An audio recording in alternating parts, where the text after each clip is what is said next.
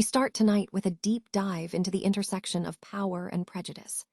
Jackson Katz and Loretta Ross have delivered a searing examination of how institutions weaponize misogyny and racism, dissecting the role of ICE as a government-funded force and challenging us to rethink empathy in our fight for inclusion. Stop using your finger for notes, sketches, and edits. This Jam Jake stylus pen gives your iPad a smoother, more precise writing feel with palm rejection so your hand can rest naturally on the screen. It charges fast, works for hours, and comes with replacement tips. Perfect for school, work, or creative projects. Check the link in the comments to grab it on Amazon. Next up, we shift gears completely to your wardrobe. Our stylists are revealing the summer tops that will instantly make your arms look sculpted and flawless, breaking down exactly which sleeve lengths and fabrics will give you that perfect, effortless, confidence-boosting look. In political news, we look at the friction within the Democratic Party as the House campaign arms endorsements are frustrating Latino colleagues, with the Congressional Hispanic Caucus PAC standing firm in backing candidates passed over by the DCCC. And finally, in sports, the Detroit Tigers face a major blow as ace pitcher Tarik Skubal has been scratched from the lineup due to an arm injury scare, and we'll tell you everything you need to know about his recovery timeline. Stay with us for the full breakdown.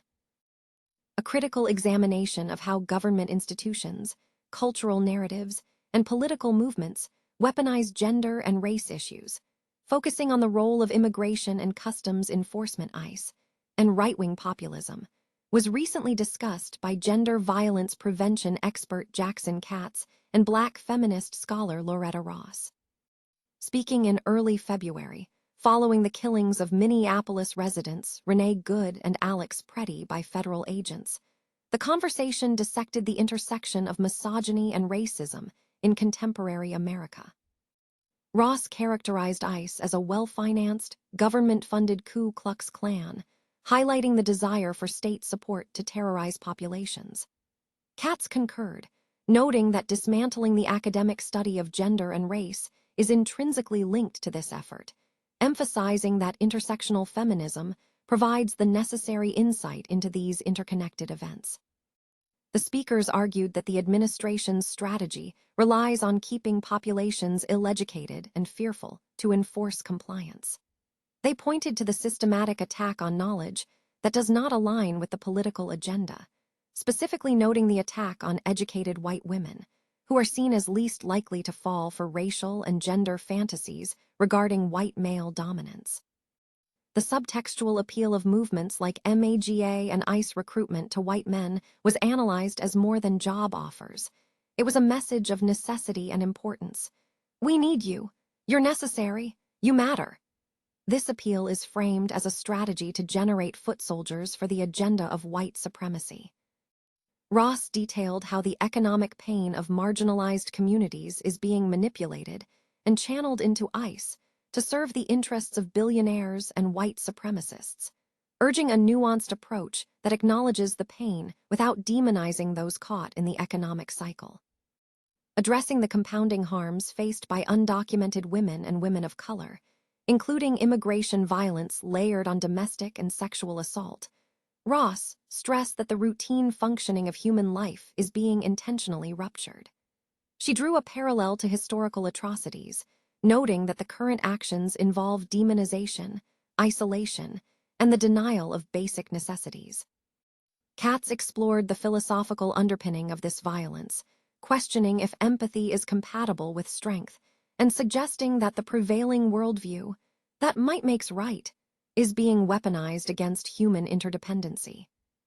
He advocated for a strategic response, termed calling in, as a method to weaken the fascist base by encouraging individuals who value societal service over exploitation to resist the ideology, asserting that the fight against fascism is a strategic thrust into the soft underbelly.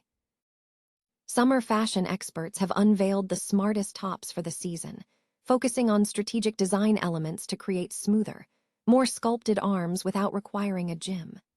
According to stylists, achieving an arm-flattering look relies on carefully chosen sleeve lengths, easy-fitting silhouettes that skim rather than squeeze, and fabrics with appropriate structure.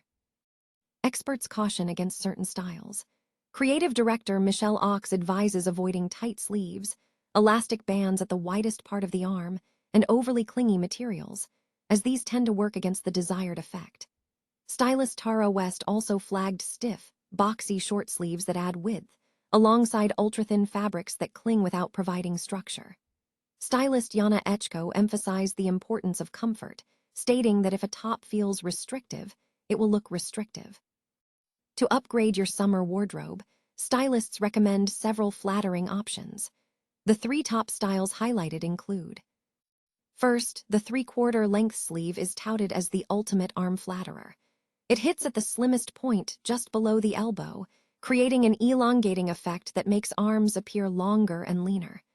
This length also draws the eye downward, balancing proportions effectively. Second, dolman or batwing sleeves are praised for creating space around the arm, preventing clinging and tapering at the waist to maintain shape, offering a soft, fluid look. Third, the feminine flutter sleeve is suggested for its ease and beauty. It either covers the upper arm or creates gentle movement, leaving the slimmest part of the arm, the wrist, visible to balance the overall proportion. For those seeking more coverage without sacrificing style, an elbow-length sleeve is the ideal basic. It provides coverage over the upper arm while still showcasing forearm shape in a light, modern way. Finally, cap sleeves are recommended for those who want to show more of their arms, as they elongate and frame the arm without adding bulk, softening the shoulder line with subtle structure. House Democratic campaign endorsements in recent primaries have sparked frustration among some party members who perceive favoritism, particularly concerning Latino candidates. The Congressional Hispanic Caucus PAC, Bold PAC, has publicly stated that Democrats must work to rebuild trust with Latino voters after bypassing their preferred candidates in districts with significant Latino populations. Bold PAC Chair, Representative Linda Sanchez, DeCalif, confirmed the group would continue to support their preferred candidates, Randy Villegas of California and Carol Obando Durstein of Pennsylvania, who were passed over by the Democratic Congressional Campaign Committee, DCCC, on Monday.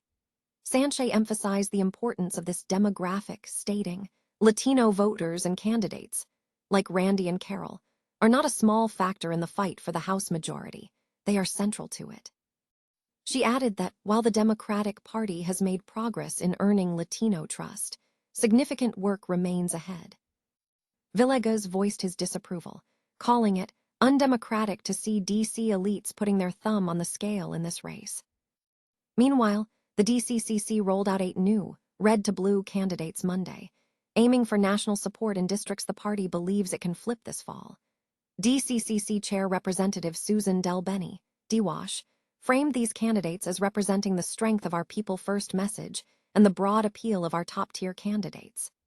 In Pennsylvania, the DCCC backed Bob Brooks, who also secured support from Democratic Governor Josh Shapiro and other delegation members. In California, the DCCC endorsed Assemblywoman Jasmeet Bains, who positioned herself in a more centrist lane.